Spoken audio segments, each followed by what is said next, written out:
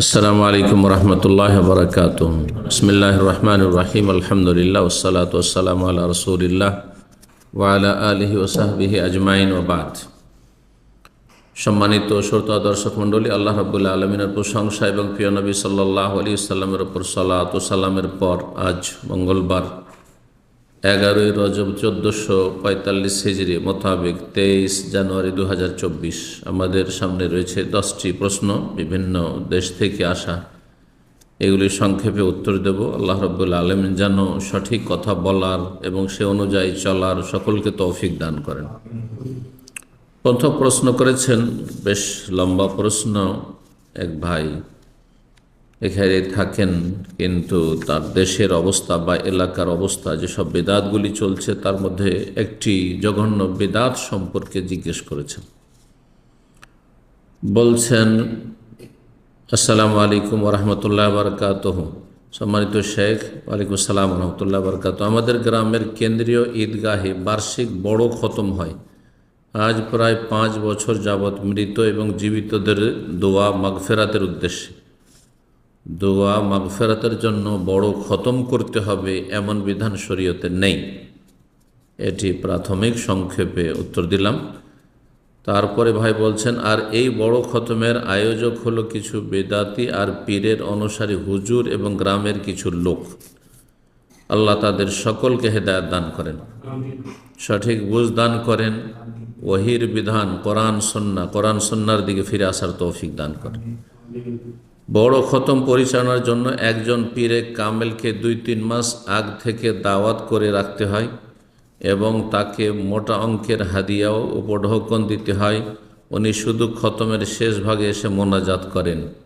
এটাই হচ্ছে ধর্ম ব্যবসা।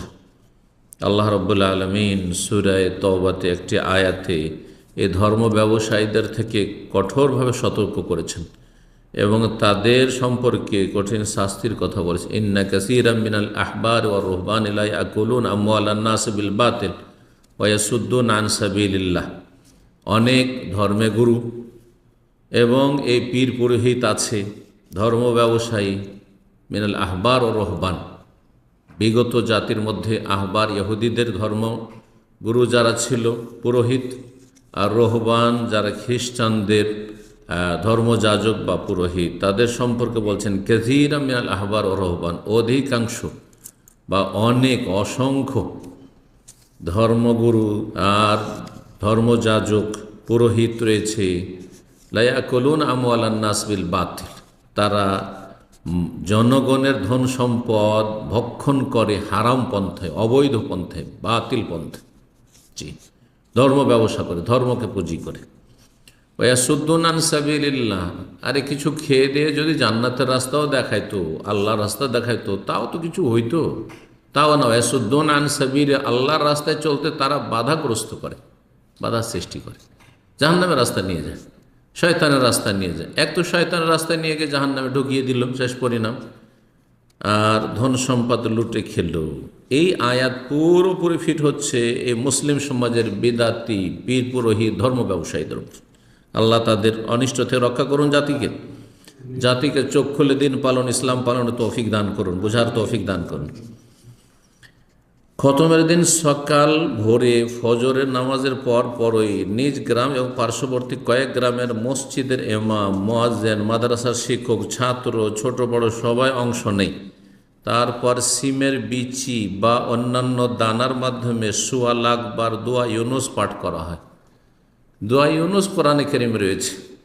জি, যে ইউনুস আলাইহিস সালাম দোয়া করেছিলেন, লা ইলাহা ইল্লা আনতা সুবহানাকা ইন্নী কুনতু মিনাজ জালিমিন। লা ইলাহা ইল্লা আনতা সবচেয়ে শ্রেষ্ঠ বাক্য, কালেমা তাওহীদ, লা ইলাহা ইল্লা আনতা, লা ইলাহা ইল্লাল্লাহ, আল্লাহ তোমার ছাড়া কোনো সত্য মাবুদ নেই।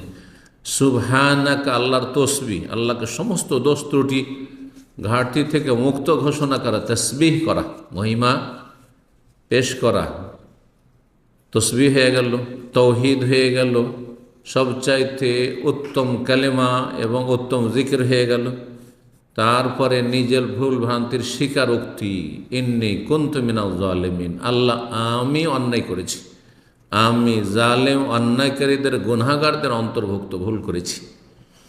যে তোমার নির্দেশের অপেক্ষা না করে আমি রাগ করে নিজ জাতিকে পরিত্যাগ করে চলে গেছি, যেটা রসুল নবীর জন্য সমীচীন ছিল না বা উচিত ছিল না। এই জন্য আল্লাহ ধরে ফের মাছের পেটে আল্লাহ রাব্বুল পৌঁছে দিয়েছিলেন। মাছের পেট থেকে দোয়া করেছিলেন। জি, ওয়াজান্নুন ইযহাবা মুগাযিবান, আল্লাহ রাসূল কোরআনিকারে বলছেন, স্মরণ করো মাছওয়ালা নবীকে, ইযহাবা মুগাযিবান, যখন রাগ করে জাতির ওপর অসন্তুষ্ট হয়ে যখন তারা ঈমান নিয়ে আসে না, অবাধ্য নাফরমান, রাগ করে চলে গেছিলেন। ফাজান্না আল্লাহ নাকদের আলী, আর তিনি ধারণা করেছিলেন যে আল্লাহ রাস্তা সংকুচিত করবেন না, মানে আল্লাহ পকড়া করে খেয়াল করেননি যে এটা আমার এত তাড়াতাড়ি চলে যাওয়াটা আল্লাহর অসন্তুষ্টির কারণ হবে। ফাজান্না আল্লাহ নাকদের আলী মানে নোজাইয়েক আলী, এই নয় যে আকিদার বিষয়ে আল্লাহ আমাকে ধরতে পারবেন না, ক্ষমতাবান হবেন না। কাদার এক ধরনের ক্ষমতা হয়, এইটি অর্থ নয়। নাকদের আলিহ মানে আমি সংকুচিত করব না তার রাস্তাকে, নোদাইয়াক আলিহ তফসির কারা বলছে, এটি সঠিক তফসির। জি, তারপরে তিনি দোয়া করলেন মাছের পেট থেকে, লা ইলাহা ইল্লা আনতা সুবহানাকা ইন্নী কুনতু মিনাজ জালিমিন।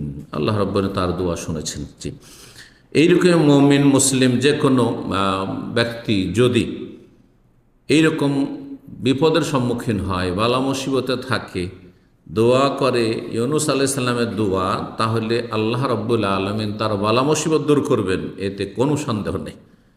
কিন্তু এর পরিমাণ নির্ধারণ করা যে ১৪ লাখ, আর এটার খতমের একটা সিস্টেম তৈরি করা, এ সমস্ত বিদাত। আর কুল্লু বিদাতিন দলাল, প্রত্যেক বিদাত হচ্ছে গুমরাহি, জান্নাতের রাস্তা হারিয়ে ফেলা, শয়তানের রাস্তায় চলে যাও, আল্লাহর রাস্তা থেকে বিচ্যুত হওয়া। আর দল বেঁধে পড়তে হবে ভাগ যোগ করে, এটিও বিদাত। তাহলে এতে কয়েকটি বিদাত রয়েছে। জি, সিমের বিচি দিয়ে, অন্ন দানা দিয়ে ১৪ লাখ নির্ধারণ, আর তারপরে সবাই ভাগ যোগ করে তুমি এত বড়, তুমি এত বড়, যেমন কোরআন খতমের বেদাতি তরিকা, ঠিক ওই রকমই। আর এইভাবে সবাইকে একত্রিত করার কৌশল হচ্ছে গরু জবাই করে বিরিয়ানির আয়োজন। হ্যাঁ, না হলে তো মানুষ আসবে না। সবাইকে জমজমাট করতে হলে কিছু একটা ব্যবস্থা করতে হবে, এরকম আমোদ ফুর্তি করার, খাওয়া দাওয়ার, ভোজের। আর সকল হুজুর মোল্লাদেরকে হাদিয়া হিসাবে টাকা দিতে হয়। এই সকল খরচের ব্যয়ভার জোগাড় এলাকাবাসীর থেকে চাঁদা করে নেওয়া হয়। কারো কারো কাছ থেকে টাকার পরিমাণ নির্ধারণ করে দেওয়া হয়, যেমন ৫০০, ১০০০, ২০০০ অথবা এরও অধিক। আমার প্রশ্ন, এখন ভাই প্রশ্ন করছেন, ইসলামে কি এইরকম বড় খতম জায়েজ আছে? না, বিদাত। কারণ এবাদতের আসল হচ্ছে তৌকিফ, মানে শরীয়ত যেখানে থেমে গেছে আপনাকে থেমে যেতে হবে। জোহরে ৪ রাকাত ফরজ, ৪ রাকাতই ফরজ, ৬ পড়লে নেকি হবে না, গোনা হবে, বরং কুফরি হয়ে যাবে। আপনি আল্লাহর অবদ্ধ হয়ে গেলেন, আপনি আল্লাহর বিধান মানলেন না। জি, ঠিক ওই রকমই। জি, হজ আপনাকে হজের দিনগুলিতে করতে হবে, আরাফার দিনে আরাফা থাকতে হবে। কেউ যদি একটা দিন সেই দিন আরাফায় না থেকে সারা বছর থাকে তবু হবে না। তো এবাদত তৌকিফি, এতে হানাফি, শাফি, মালিক, হাম্বলি সমস্ত ওলামার একমত যে এবাদতে প্রমাণ থাকতে হবে। এবাদতের ক্ষেত্রে আসল হচ্ছে প্রমাণ না থাকলে নিষিদ্ধ, প্রমাণ না থাকলে সেটি বিদাত, নবীর তরিকা নাই সাল্লাল্লাহু আলাইহি ওয়াসাল্লাম। না থাকলে এর দায়ভার কার ওপর বর্তাবে? যারা এতে অংশ নেবে সবাই গুনাহগার, তবে যার যেমন ভূমিকা সে তত বেশি গুনাহগার। যেমন যারা এখানে পয়সা দেবে তারা গুনাহগার, যারা এইসব মোল্লারা যারা এর নেতৃত্ব দেবে, ধর্মীয় নেতৃত্ব এবং আয়োজন করছে তারা গুনাহগার, এতে যারা এইসব খতম করছে তারা গুনাহগার, এইসব দোয়া ইউনুস পড়ে গুনাহগার। কারণ নবী সাল্লাল্লাহু আলাইহি ওয়াসাল্লামের তরিকায়, সাহাবায়ে কেরামের তরিকায় দোয়া ইউনুস পড়ল না, বরং তারা নিজেদের বাপদাদার তরিকায় ধর্মকর্ম করল। সুতরাং তারা নবী সাল্লাল্লাহু আলাইহি ওয়াসাল্লামের আদর্শ বহির্ভূত। মান রাগিবা আন সুন্নতি ফালাইসা মিন্নি, নবী সাল্লাল্লাহু আলাইহি ওয়াসাল্লাম আমার আদর্শ থেকে, তরিকা থেকে যারা মুখ ফিরিয়ে নেবে, এড়িয়ে যাবে, অন্য পথে চলবে, তারা আমার দলভুক্ত নয়। এরা নবী সাল্লাল্লাহু আলাইহি ওয়াসাল্লামের দলভুক্ত নয়। হাউজে কাউসারের পানি থেকে বঞ্চিত থাকবে, যেমন সহিহ হাদিস দ্বারা প্রমাণিত। ২ নম্বরে জিজ্ঞাসা করছে, এমত অবস্থায় সকলের করণীয় বর্জনে। করণীয় হচ্ছে যে এই রকম বেদাতি অনুষ্ঠান খতমের যে হচ্ছে তাকে সার্বিক দিক থেকে বর্জন করতে হবে। এবং যারা এসব করছে তাদেরকে যথাসাধ্য যার যতটুকু ক্ষমতা রয়েছে কোণঠাসা করার চেষ্টা করতে হবে। যাদেরকে আল্লাহ ক্ষমতা দিয়েছেন, রাষ্ট্রীয় ক্ষমতা, এলাকার যারা চেয়ারম্যান রয়েছেন, এমপি রয়েছেন, তারপরে প্রশাসন রয়েছে, তাদের ফরজ এসব অন্যায় কাজে বাধা দেবে। যেমন সৌদি আরবে কোনো শিরক বেদাতের আস্থানা নেই এবং শিরক বেদাতি ধর্মকর্ম করার কোনো রকমের সুযোগ নেই। কোরআন সুন্নাহর কথা বললে আহলান ও সাহলান, না হলে কোনো সুযোগ নেই। ঠিক তেমনি যে কোনো দেশের যারা নেতৃস্থানীয় ব্যক্তি প্রশাসনে রয়েছে তাদের উপর ফরজ এই যে এসবে বাধা দেবে শক্তভাবে। কবরবাসীদের জন্য কিভাবে দোয়া করব? কবরবাসীর জন্য যেভাবে নবী সাল্লাল্লাহু আলাইহি ওয়াসাল্লাম সাহাবারা দোয়া করেছেন, আপনি একাই চলে যান, দল বেঁধে নিয়ে যেতে হবে, দোয়া করতে হবে, খাওয়া দাওয়ার ব্যবস্থা করতে হবে, তার আগে কোনো খতম করতে হবে, কোরআন খতম অথবা খতমে খাজেগান অথবা খতমে ইউনুস অথবা খতমে জালালি অমুক তমুক সমস্ত খতমগুলি বিদাত না। তারপরে বলছেন যে কবরবাসীদের জন্য কীভাবে দোয়া করবে এবং যারা দুনিয়াতে আছি যার যে প্রয়োজন দোয়া করবেন, নিজের জন্য অন্যদের জন্য দোয়া করবেন, যতটা তাদের জন্য প্রয়োজন মনে করছেন, যেই প্রয়োজনগুলি মনে করছে সেই প্রয়োজন আপনি আপনজন প্রিয়জনদের জন্য করবেন। আর এমনিতে আল্লাহ রাব্বুল আলামিন মুমিন মুমিনাতকে আল্লাহ দুনিয়াতে ভালো রাখুন, আখিরাতে আল্লাহ ভালো রাখুন, এইসব দোয়া রব্বানা ইগফির লানা ওয়া লিইখওয়ানিনা আল্লাযিনা সাবাকুনা বিল ঈমান। বাপ মায়ের জন্য যেসব দোয়া রয়েছে করবেন, আরবিতে করবেন, না হয় নিজের ভাষায় করবেন, সেটা বেশি আরও ভালো যে বুঝে সুঝে করলেন। জি, এই ছিল ভাইয়ের প্রশ্ন। তারপরে বলছে আল্লাহ পাক আপনাকে নেক হায়াত দান করেন, দুনিয়া এবং আখিরাতে উত্তম জাযা দান করেন, আমিন। এবং আপনাদেরকে আল্লাহ রাব্বুল আলামিন সুন্নাতের অনুসারী হওয়ার তৌফিক দান করেন, বিদআত থেকে মুক্ত থাকার তৌফিক দান করেন এবং বিদআত আর বিদআতীদেরকে কোণঠাসা করে সমাজ থেকে দূরে সরার আল্লাহ রাব্বুল আলামিন তৌফিক দান করেন। দ্বিতীয় প্রশ্ন বলছেন, আসসালামু আলাইকুম শেখ। ওয়ালাইকুম আসসালাম রাহমাতুল্লাহ। আমরা যারা সাধারণ মুসলিম, আমাদের দিন সম্পর্কে তেমন জ্ঞান নেই, আমরা দিনের জন্য মেহনতও করি না, বরং গুনাহও করে ফেলি। শেখ, জান্নাতে 100টির অধিক স্তর রয়েছে। শেখ, আমরা তো চাই রাসূলুল্লাহ সাল্লাল্লাহু আলাইহি ওয়াসাল্লামের সাথে একই জান্নাতে থাকতে, আমাদের কি করার? নবী সাল্লাল্লাহু আলাইহি ওয়াসাল্লামের সাথে মাশাআল্লাহ একই সাথে থাকতে চান, জান্নাতে থাকতে চান, আবার 100টা মর্যাদা যে স্তর রয়েছে জান্নাতে তার আপনি ওপর লেভেলে থাকতে চান। এত যখন মাশাআল্লাহ উচ্চ আকাঙ্ক্ষা, তো আকাঙ্ক্ষা অনুযায়ী আকীদা, আমল, আখলাক, চরিত্র, ঈমান হইতে হবে। আল্লাহ তৌফিক দান করেন। কিন্তু কিভাবে আপনি বলছেন যে দিন সম্পর্কে তেমন জ্ঞান নেই? তো জ্ঞান শেখার প্রয়োজন রয়েছে, ফরজ, এবং সময় সুযোগ রয়েছে, যে এলম শেখার কোনো আয়ু নেই। ওলামারা বলছেন আল ইলম মিনাল মাহদি ইলাল লাহাদ, এলম শিখার সময়কাল হচ্ছে মায়ের কোল থেকে বা দোলনা থেকে লাহাদ কবর পর্যন্ত। আমরা সবসময় এখনও এলম শিখছি মাশাআল্লাহ। আমরা জি, এটা হচ্ছে ইসলামিক তরিকা। সাহাবায়ে কেরাম বুড়ো বুড়ো বয়সে দাড়ি সাদা হয়েছে, হ্যাঁ, আর তারপরে ইসলাম গ্রহণ করেছেন, দিন শিখেছেন, আপনিও শিখেন। জ্ঞান নেই, জ্ঞান বাড়ান। এক, আমরা দিনের জন্য মেহনত করি না, মেহনত করছেন না, করেন, দাওয়াতি কাজ করেন, এটা তৃতীয় লেভেল। আগে ইমান এলেম ঠিক করুন, এমান, তারপরে আমল বাড়ান। আপনি ফরজ যথাযথ আদায় করেন, হারাম থেকে পুরোপুরি বেঁচে থাকেন, সুন্নত নফল বেশি বেশি পড়ান, অপছন্দনীয় কথা কাজ থেকে দূরে থাকুন। এইভাবে আল্লাহর সান্নিধ্য লাভ করুন। মেহনত করেন না, মেহনত করেন, আপনি দাওয়াতি কাজ করেন, তাহলে আপনি আম্বিয়া রসুলগণের কাছাকাছি হইতে পারবেন। কারণ আম্বিয়া রসুলগণের পেশা হচ্ছে দাওয়াত। সুতরাং যারা যেই পেশার, সেই পেশার লোকের সাথে দুনিয়াতে স্থান পায়। ডাক্তারদের মজলিসে বসে, আলেমারা আলেমদের মজলিসে বসে, হ্যাঁ, তাই না? ইঞ্জিনিয়াররা ইঞ্জিনিয়ারদের সাথে উঠা বসা করে। ঠিক তেমনি আপনি আম্বিয়া রসুলগণের সাথে যদি উঠা বসা করতে চান, কাছাকাছি হতে চান, তাহলে সেই পেশা গ্রহণ করেন। আল্লাহ তৌফিক দান করুন। সূরা আসরের বাস্তবায়ন করুন, আমার তাফসীর রয়েছে, শুনে নেবেন। তারপরে বলছেন যে বরং গুনাহও করে ফেলি, গুনাহ থেকে তওবা করেন, পাক পবিত্র হয়ে যান। গুনাহ হচ্ছে নাপাকি, আর শরীরে পেশাব পায়খানার নাপাকি লেগে গেলে সাথে সাথে মানুষ ধুয়ে গোসল করে পরিষ্কার পরিচ্ছন্ন হয়, আপনিও সেই রকম। তওবা হচ্ছে আপনার পরিষ্কার পরিচ্ছন্ন হওয়া। আল্লাহ তৌফিক দান করুন এবং আকাঙ্ক্ষার চাইতে বেশি আমল করার তৌফিক দান করুন। জি। 3 নম্বর প্রশ্ন বলছেন, আসসালামু আলাইকুম শেখ। ওয়ালাইকুম আসসালাম রাহমাতুল্লাহ। শেখ, জুমার নামাজের পর মসজিদে 4 রাকাত পড়লে 2 করে 4 রাকাত পড়ব, না একসাথে 4 পড়ব? 2 করে পড়বেন। রাসূলুল্লাহ সাল্লাল্লাহু আলাইহি ওয়াসাল্লামের হাদিস প্রসিদ্ধ হয়, সলাতুল লাইল ওয়ান নাহারি মাসনা মাসনা, রাত দিনের যেসব সুন্নতুল নফল সালাত রয়েছে সেগুলি মাসনা মাসনা দুই দুই করে পড়বে, এটি হচ্ছে উত্তম। 4 করে পড়লে জোহরের ক্ষেত্রে একটি হাদিস রয়েছে, তাও গবেষক আলমারা জয়ীফ বলেছেন, কিন্তু কেউ যদি পড়ে নেই জোহরে 4 এক সালামে তো জায়েজ হতে পারে, কিন্তু সুন্নত উত্তম হচ্ছে 2 2 করে পড়া। যে কোনো সালাত মুখস্থ করে নেই 2 2 করে পড়বেন। দেশাচার এক সালামে 4 রাকাত পড়বেন না, জি, সুন্নত নামাজ একমাত্র ফরজ সালাত ছাড়া। 4 নম্বর প্রশ্ন বলছেন, আসসালামু আলাইকুম ওস্তাদ। ওয়ালাইকুম আসসালাম ওয়া রাহমাতুল্লাহ। মহিলারা প্রতি মাসে স্বাভাবিক যে অসুস্থ হয় তখন নিয়মিত যে আমলগুলো করা হয়, অর্থাৎ রাতে সূরা মুলক, সূরা সাজদা পড়ে, তো সূরা সাজদাতে যে সেজদার আয়াত আছে তখন কি সেজদা করবে? সেজদা করার বিষয়টি সহজ, তার চাইতে কঠিন মাসলা হচ্ছে, ইখতিলাফি মাসলা হচ্ছে তেলাওয়াত করা। এই যে সূরা সেজদার তেলাওয়াত মাসিক অবস্থায় অথবা প্রসূতি মহিলাদের যখন বাচ্চা ভূমিষ্ঠ হওয়ার পরে ব্লিডিং হচ্ছে, নেফাস অবস্থায়, এইসব নাপাক অবস্থা, বড় নাপাকি, এই দুটো অবস্থায় মহিলারা কোরআনে কারিমের তেলাওয়াত করতে পারবে কিনা, সেটা আয়াতুল কুরসি হোক, এমনি কোরআনে কারিমের তেলাওয়াত হোক।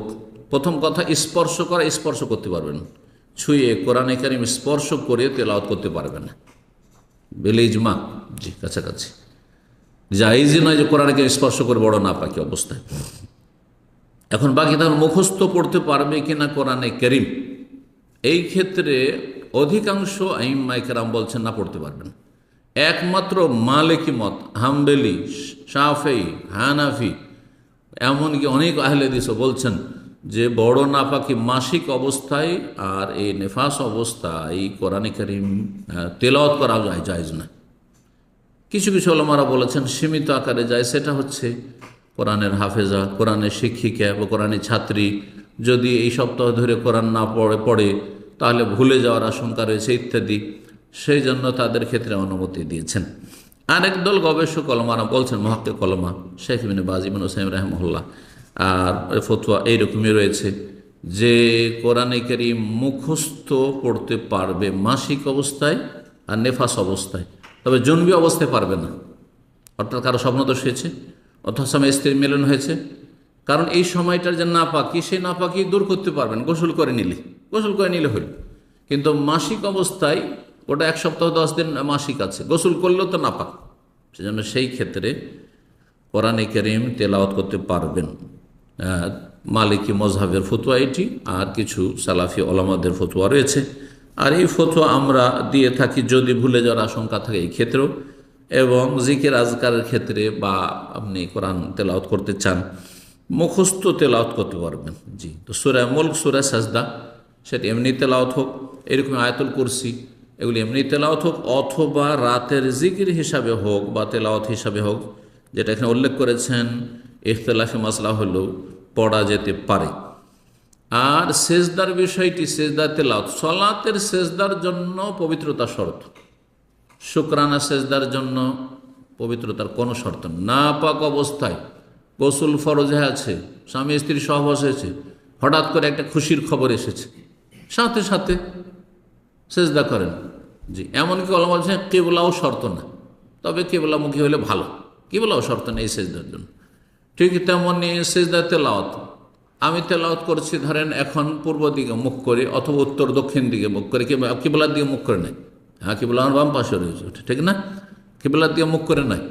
আমি এই তেলাওয়াত করতে করতে আমাকে কিবলামুখী হয়ে সেজদা তেলাওয়াত করতে, এটা জরুরি নয়, উত্তম, শুধু মোস্তাহাব বলেছেন আলমার।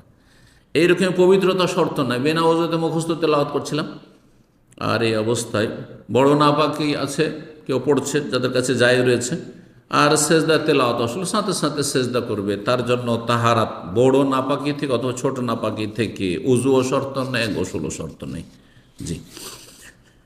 5 নম্বর প্রশ্ন বলছেন, আসসালামু আলাইকুম শেখ। ওয়ালাইকুম আসসালাম ওয়া রাহমাতুল্লাহ। আমি ভবিষ্যতে কোনো একটি কাজ করব না বলে শপথ করেছিলাম, কসম করেছিলাম, পরে সেই শপথ ভেঙে ফেলি, তারপর শপথ ভাঙার কাফারা স্বরূপ 3 দিন রোজা রাখি। কোরআনে বর্ণিত আছে যদি শপথ ভাঙা হয় সেই ক্ষেত্রে সামর্থ্য থাকলে শপথের কাফারা স্বরূপ 10 জন ফকির মিসকিনের খাদ্য বা বস্ত্র দিতে হবে বা দাসমুক্ত করতে হবে, এই 3টিতে অপশন রয়েছে, জি।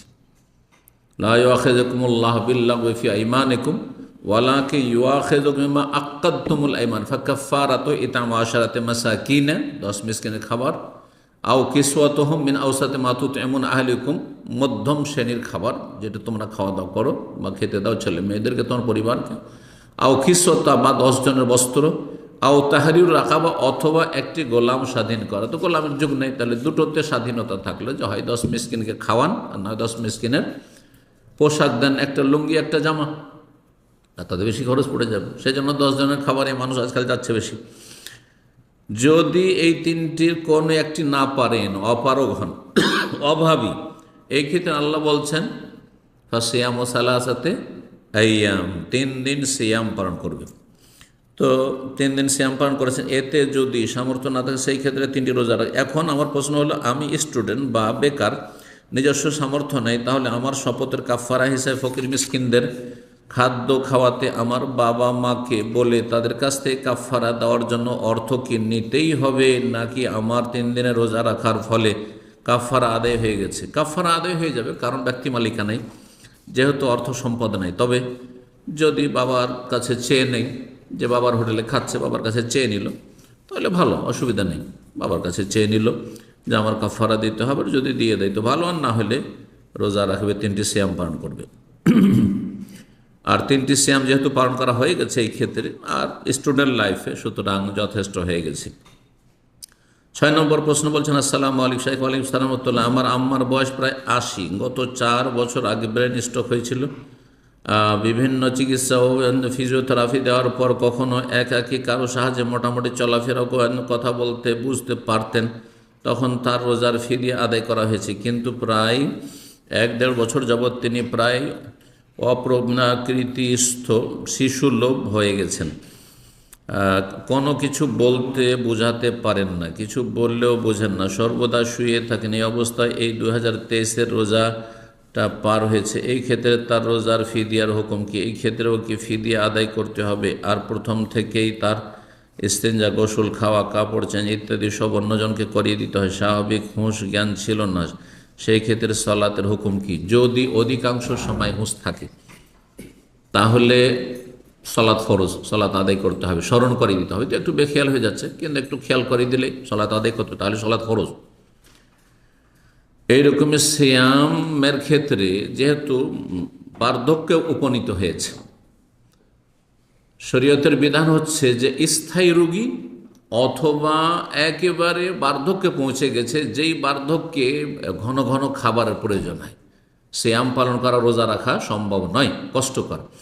এই ক্ষেত্রে দুটোই স্থায়ী সমস্যা, বার্ধক্যে চলে গেছে আর ফিরে আসবে না সুস্থতা, বা স্থায়ী রোগী হয়ে গেছে, বছরকে বছর রোগী হয়ে থাকছে আর আরোগ্যের সম্ভাবনা নেই, তাহলে এই ক্ষেত্রে কাজা নয়, বরং ফিদিয়া, প্রতি বছর ফিদিয়া দিয়ে দেবে। 30 জন মিসকিনকে খাবার দেবে। কত? 30 জনকে দিলে ভালো, আর না হইলে 30 জনের খাবার একজনকে দেওয়া যেতে পারে। এক মিসকিনকে অর্ধেক সা দিতে হবে, অর্ধেক সা দিতে হবে। তাহলে কত দিতে হবে? 30 রোজার 30,000, 30 ডেড়ে 3 কিলো করে হলে 45 কেজি, 45 কেজি দিয়ে দেবেন যদি হুঁশ থাকে। আর শিশুলোভ হলেও হুঁশ যেহেতু আছে, সুতরাং ফিদিয়া দিয়ে যাবেন। জি। 7 নম্বর প্রশ্ন, আসসালামু আলাইকুম। ওয়ালাইকুম সালাম ওয়া রাহমাতুল্লাহ। আসরের 4 রাকাত ফরজের আগে ও পরে কত রাকাত সুন্নাত আছে?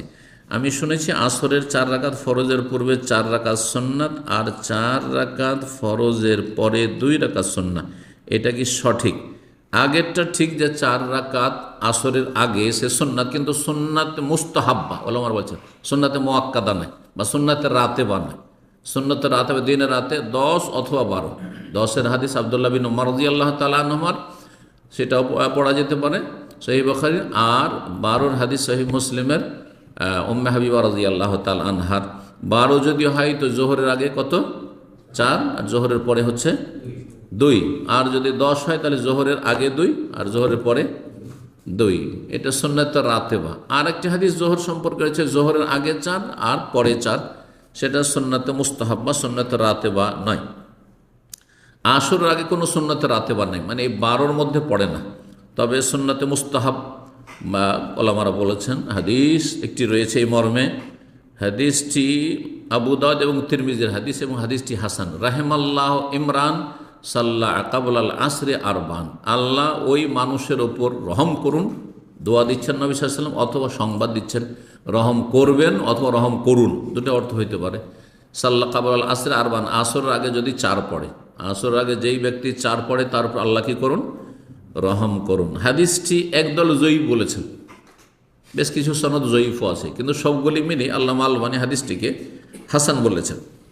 সুতরাং আসরের আগে 4 রাকাত কেউ পড়লে ভালো, আর না হলে তাহিয়াতুল মসজিদ পড়লো, মসজিদে গেলে তাহিয়াতুল মসজিদ পড়লো, অথবা বাসাতে তাহিয়াতুল ওযু পড়লো, তাহলে 2 রাকাত, তাহলে 2 রাকাত। জি, আসরের পরের 2 রাকাত সম্পর্কে জিজ্ঞেস করেছেন, এটার উত্তর দেওয়া খুব জরুরি। বলছেন যে আসরের পরে 2 রাকাত সুন্নাত, এটা ঠিক কিনা? না, এটা ঠিক নয়। নবী সাল্লাল্লাহু আলাইহি ওয়াসাল্লাম আসর পরে 2 রাকাত সারা জীবন পড়েছেন। একদিন যেহেতু একটি প্রতিনিধি দল এসেছিল কথা বলার জন্য, জোহরের সময় চলে আসলো, আর জোহর পরে কথা বলতে বলতে আসর হয়েই গেল, পড়তে পেলেন না জোহর পরে সুন্নাত 2 রাকাত, ওই 2 রাকাত পড়েছিলেন। আর মা আয়েশা রাদিয়াল্লাহু তাআলা বর্ণনা করছেন যে নবী সাল্লাল্লাহু আলাইহি ওয়াসাল্লাম কোনো আমল শুরু করলেও কানা ইযা আমালান আসবাতাহু, সেটা স্থায়ী করতেন, নিয়মিত কন্টিনিউ আদায় করতেন। এই জন্য নবী সাল্লাল্লাহু আলাইহি ওয়াসাল্লামের সাথে এই মাসলা খাস, যে আসর পরে 2 রাকাত তিনি আদায় করেন। কিন্তু আমাদের জন্য আসর পরে 2 রাকাত করে সলাত আদায় করা বা 4 রাকাত, এটা জায়েজ না। বিনা কারণে আসর পরে কোনো সলাত পড়া, নফল পড়া জায়েজ নয়।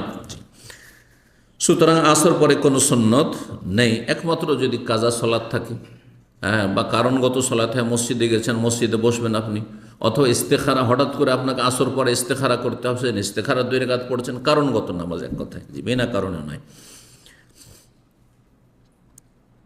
8 নম্বর প্রশ্ন বলছেন যে আসসালামু আলাইকুম, 2 সেজদার মাঝে 2 পায়ের গোড়ালির ওপর পাছা রেখে বসা সুন্নাত, আবু দাউদের 885 নম্বর। এছাড়াও এই কথাটি নাসির আলবানী রাহিমাহুল্লাহর বই রাসূলুল্লাহ সাল্লাল্লাহু আলাইহি ওয়াসাল্লামের সালাত 168 পৃষ্ঠায় পেয়েছি। এই হাদিস কি আমলযোগ্য? জি, আমলযোগ্য।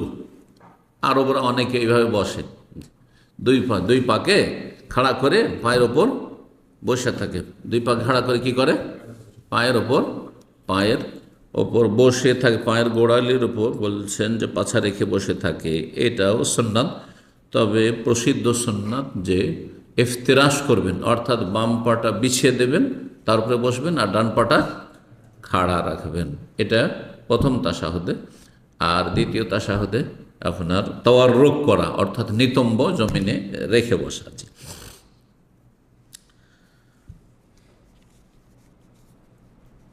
এই বসাটি একটু কষ্টকর, জানি না যারা অভ্যাস করে নিয়েছে। আমি মাঝে মধ্যে দেখি 2-1 আরবকে বসতে, আর চিন্তা করি যে আমি 2-1 ট্রাই করে দেখেছি, এটা কষ্টকর আমার জন্য। ব্যথা, যদি ব্যথা হইতে লাগে পায়ে, তাহলে তো খুশু নষ্ট হয়ে যাবে। তো যেই বসাতে কষ্ট হয় আর খুশুর ওপর প্রভাব পড়ে, সেই বসা ঠিক নয়। কিন্তু তো আপনাকে দেখতে হবে যে আমার এই বসাতে কষ্ট হচ্ছে কিনা, যদি কষ্ট হয় তো এটা করবেন না আপনি। 9 নম্বর প্রশ্ন বলছেন, আসসালামু আলাইকুম শেখ আলিম সালামতুল্লাহ, একজন ব্যক্তির 6 ছেলে ও 3 মেয়ে রয়েছে, সে ব্যক্তি জীবিত রয়েছে, কিন্তু তিনি তার জমি জায়গা ছেলেদেরকে ভাগ করে দিয়েছে, কিন্তু মেয়েদেরকে কাউকে দেয়নি। এইরকম ছেলেরাই সাধারণত এইরকম জালেম বাপকে বৃদ্ধাশ্রমে পড়ায়, যে ছেলেদের দরদে মায়াতে তাদেরকে জমি জায়গা, মেয়েদেরকে বঞ্চিত করে, মেয়েদের হক নষ্ট করে দিয়ে দিল হারাম কাজ করে। এরাই বেশি কিন্তু সাজা শাস্তি দুনিয়া তো পায় আর আখেরাতও পাবে। আল্লাহ এদের হেদায়েত দান করুন, যতক্ষণ বেঁচে আছে সঠিক বুঝ দান করুন। এর আল্লাহর বিধান হস্তক্ষেপকারী জালেম। বলছেন কিন্তু তিনি তার জমি জায়গা ছেলেদের ভাগ করে দিয়েছে, কিন্তু মেয়েদেরকে কাউকে দেয়নি, হাদাহুল্লাহ। আমার প্রশ্ন হলো যে এমন অবস্থায় মেয়েরা বাবার সম্পত্তি ভাগ পাবে কেন? অবশ্যই পাবে। আর মেয়েরা, আমি পরামর্শ দেবো যে ক্ষমা করবে না এরকম জালেম বাপকে, যদি দুনিয়াতে না দেয় তা হাসরের মাঠে নেবে। এই জালেমের শাস্তি হওয়া উচিত। বান্দার হক নষ্ট করেছে, সবচেয়ে কাছের বান্দা ছেলে মেয়েরা, ছেলে আর মেয়ে সমান, ছেলে আর মেয়ে সমান। মেয়েকে আল্লাহ কম দিয়েছেন কি জন্য? ওদের দায়িত্ব কম, সেই জন্য। না হইলে আসল হচ্ছে যে সমান। যদি দায়িত্বর কম বেশি না থাকতো আর আল্লাহ এইভাবে ভাগ করে না দিত, আসল হচ্ছে ছেলে মেয়ে আমার কাছে সমান। জি,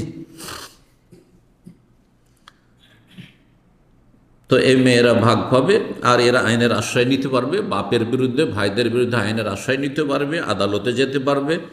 এই মর্মে সূরা নিসার আয়াত নম্বর 11 আল্লাহ বলছেন ইউসিকুমুল্লাহু ফি আওলাদিকুম লিযাকারি মিসলু হাযিল উনসাইন। আল্লাহ তোমাদেরকে ওসিয়ত করেছে, এটি আল্লাহর ওসিয়ত, আল্লাহর নির্দেশ। ফি আওলাদিকুম তোমাদের সন্তান সন্ততি, আওলাদ মানে ছেলে মেয়ে সবার ক্ষেত্রে, লিযাকারি ছেলে সন্তানকে দেবে মিসলা হাযিল উনসাইন দুই মেয়ের সমান, দুই মেয়ের সমান আল্লাহ স্বয়ং নিজে ভাগ করে দিয়েছেন। চিন্তা করুন, আল্লাহর কথা বাদ দিয়ে দুনিয়ার একটি উদাহরণ।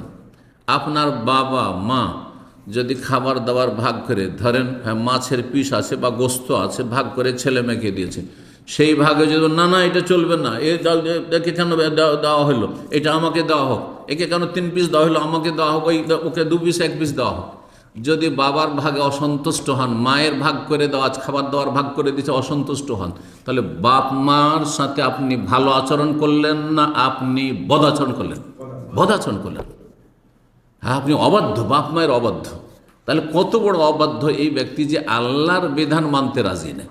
এখানে যদি এই বদ আকিদা, ভ্রান্ত আকিদা, কুফুরি আকিদা কাজ করে যে আল্লাহ তুমি যে ভাগটা করেছো এটা আমার কাছে পছন্দ হয়নি, আমি এটাকে ডিসলাইক করি, অপছন্দ করি, যে তুমি আমার মেয়েদেরকে দিয়েছো, কেন মেয়েদেরকে দিয়েছো আল্লাহ, শুধু ছেলেদেরকে দিতে, তাহলে ওই ব্যক্তি কাফের, মুসলিম না ওই ব্যক্তি। ওই ইনশাল্লাহ যতই নামাজ রোজা দাড়িওয়ালা হোক আর হুজুর হোক আর যাই হোক না কেন, সে কাফের হয়ে যাবে। কিন্তু অজ্ঞতার কারণে যদি করে, শরীয়তের মাসলার অত গুরুত্ব ছিল না, গাফিলতি ছিল, কিন্তু এটাতে আল্লাহর ভাগে নারাজ অসন্তুষ্ট নয়, অজ্ঞতার কারণে করেছে, মূর্খতার কারণে করেছে, ইমানের দুর্বলতা করেছে, তাহলে সে কাবিরা গুনাহ করেছে, সে জালেম, বান্দার হক, বান্দিদের হক, মেয়েদের হক নষ্ট করেছে। এই মেয়েরা ক্ষমা না করলে সোজা জাহান্নামে যেতে হবে, এতে কোনো সন্দেহ। আমি অনেকবারই বলেছি, আমাদের দেশের, ভারত বাংলাদেশের বলছি, অধিকাংশ বাপ মা মেয়েদের হক নষ্ট করার কারণে জাহান্নামে যাবে। নামাজি সব, সহিহ আকীদার দাবিদার, আহলে হাদিস দাবিদার, কিন্তু মেয়েদের হক নষ্ট করার কারণে জাহান্নামে যাবে অধিকাংশ। সবগুলিতে যদি পাশ করে, মেয়েদের ক্ষেত্রে গিয়ে পাশ করবেন। দিলে মাঠে ঘাটে জমি দিয়েছে, খুব ভালো মানুষ যদি হয়, ওই মাঠে ঘাটের জমিগুলো দিয়েছে, পুকুর দেবেন না, ওই শহরেরগুলো দেবেন না, ভিটে মাটি দেবেন না, দামি দামি জায়গাগুলো দেবেন না, ফ্ল্যাট থাকলে দেবেন না, যে সিটিতে থাকলে ওটা দেবেন না, ওই সস্তা মস্তাগুলো যেগুলো আছে, বিশাল ধরেন 10 বিঘার প্লট আছে, 10 বিঘার দাগ আছে, সেখান থেকে দেবেন না। ওই ভাঙাচোরা একটু আছে যেগুলো সস্তা মস্তা, সেগুলো দেবে। দামি জমিগুলো সব ছেলেদের জন্য। এটা চোখের সামনে এই 60 বছর বয়স হতে যাচ্ছে আমাদের দেখা। সুতরাং এটা আমি আবার অভিজ্ঞতা থেকে বলছি, অধিকাংশ ভারত বাংলাদেশের মুসলিমরা মেয়েদের হক নষ্ট করার কারণে জাহান্নামে যাবে। আল্লাহ হেদায়েত দান করে। যারা বেঁচে আছে আর যারা চলে গেছে, আফজা ইলামা আকাদ্দামা, যা করেছে সাজা শাস্তি পেয়ে গেছে আর পাচ্ছে। 10 নম্বর সর্বশেষ প্রশ্ন, বলছেন কিবলার দিকে পা দিয়ে ঘুমানো কি জায়েজ? জি জায়েজ। এমন কোন হানাফি, শাফি, মালিকি, হাম্বলি, ভালো করে শুনে, জনগণ এমন একটা ধারণা রাখে মাসলা সম্পর্কে যেটা কোনো মযহাবে নেই। হানাফি হোক, শাফি হোক, মালিক ও হাম্বলি, সমস্ত মযহাব একমত যে এমন কোনো দলিল পাওয়া যায় না যে কিবলার দিকে পা করে ঘুমানো যাবে না। বরং হানাফি মযহাবে অসুস্থ ব্যক্তি শায়িত অবস্থায় সালাত আদায় করলে যে তরিকা বর্ণনা করা হয়েছে, অন্য ফোকারাও বলেছেন দুটা তরিকা। একটা তরিকা হচ্ছে কি, যে আপনি এমনভাবে শুইবেন যে ডান দিকে কাত হলে কিবলা মুখিয়ে সালাত আদায় করতে পারবেন। তাহলে পূর্ব দিকে যারা আছেন, দামামে আছেন বা ভারত বাংলাদেশে যারা আছেন, তারা উত্তর দিকে মাথা করবেন। আমাদের দেশে মাইয়াতকে দাফন এইভাবে করা হয়, উত্তর দিকে মাথা করে শুবেন, দক্ষিণ দিকে পা করবেন আর ডান দিকে কাত হবেন, তাহলে কিবলামুখী হয়ে গেলেন। আর কাত হয়ে আপনি কি করবেন, শুয়ে শুয়ে সালাত আদায় করবেন, যেহেতু এমন রোগী যে আপনি বসেও সালাত আদায় করতে পারছেন। এটা একটা তরিকা। আর একটা তরিকা হচ্ছে যে কিবলার দিকে পা করে শুবেন চিত হয়ে, কিবলার দিকে পা করে চিত হয়ে শুবেন, আর মাথা থাকবে কিবলার উল্টো দিকে, ধর পূর্ব দিকে থাকবে, আর পশ্চিম দিকে আমাদের কিবলা আছে, এইদিকে পা কিবলার দিকে, আর এইদিকে মাথা, আর মাথার তলায় একটু উঁচা করে নেবেন, বালিশ টালিশ দিয়ে উঁচা করে নেবেন, যাতে করে কিবলামুখী হয়ে কি করা যায়, সালাত আদায় করা যায়। তাহলে কিবলার দিকে পা করা যদি বেয়াদবি হইতো, তো এই তরিকা ফিকার কেতাবে ফোকাহা ওলামারা লিখতেনই না। আশা করি বোঝা গেছে। কিবলা দিয়ে পা করে ঘুমানো অথবা পা লম্বা করে বসে থাকা কোনো দোষের কথা নয়, কোনো দোষের কথা নয়। বরং সহি হাদিস রয়েছে নবী সাল্লাল্লাহু আলাইহি ওয়াসাল্লাম কাবায় হেলান লাগিয়ে বসে থেকেছেন। মুসনেদুন জাহরাহু এলাল কাবাত, কাবায় হেলান দিয়ে বসে থেকেছেন। অনেক বলতে কাবায় হেলান দিয়ে পাছা পিছন এইভাবে বসে বেয়াদবি যেন পেছন পিছনে, তাই না? অথচ রাসূলুল্লাহ করেছেন, তাহলে এটাও বেয়াদবি নাই। ওই রকমই কাবার দিকে পা করে কেউ যদি বসে থাকে তো সেটা কোনো বেয়াদবি নাই, কিন্তু শরীয়তে কোনো বাধা নেই। কিছু ফোকাহারা বলেছেন একেবারে কাবার সামনে মাতাফে যদি তওয়াফের জায়গায় একেবারে কাবার সামনে কাছাকাছি, তাহলে কাবার দিয়ে পা লম্বা করে আপনি বসিয়েন না, এরকম কথা তাদের একটু ইজতিহাদি কথা, কোনো দলিল ভিত্তিক, এটাও কোনো দলিল ভিত্তিক নয়। হ্যাঁ, সামনে যদি কোরআনে কারীম থাকে, সামনে কোরআনে কারীমের সেলফ আছে, তাহলে সেদিকে পা লম্বা করে শোয়াও জায়েজ নয়। হ্যাঁ, একমাত্র ওপরে থাকে সেটা আলাদা কথা, ধরো ওপরে আলমারিতে রাখা আছে, সেলফে রাখা আছে। কিন্তু যদি আপনার পায়ের বরাবর খাট বরাবর থাকে তাহলে সেদিকে পা করে শোয়া অথবা পা লম্বা করে, অনেক বেয়াদবরা সামনে মসজিদে সেলফ আছে আর ওইদিকে পা লম্বা করে আছে কাছে, অথচ কাছে, এইটা জায়েজ না, এটা বড় বেয়াদবি, এটা বেয়াদবি। এইরকমটা না, এইরকম কোনো বড় ব্যক্তি বসে আছেন, ওস্তাদ বসে আছেন, বাপ বসে আছেন, বাপের সামনে পা লম্বা করে বসে আছেন, অনেক বেয়াদব ছেলে মেয়েরা বসে থাকে না, এটাও ঠিক নয়, এটা বেয়াদবি। কিন্তু কাবার ক্ষেত্রে যে কাবার দিয়ে পা লম্বা করা যাবে না এমন কোনো দলিল শরীয়তে নেই। সুতরাং বিষয়টি সাধারণ মানুষের ধারণা মাত্র, এর পিছনে কোনো দলিল নেই। আসল হচ্ছে যে জায়েজ।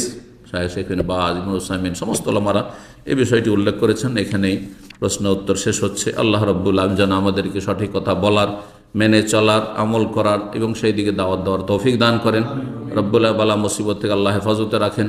ওয়া সাল্লাল্লাহু সাল্লাম আলা নবিয়িনা মুহাম্মদ ওয়া আলা আলিহি ওয়া সাহবিহি আজমাইন।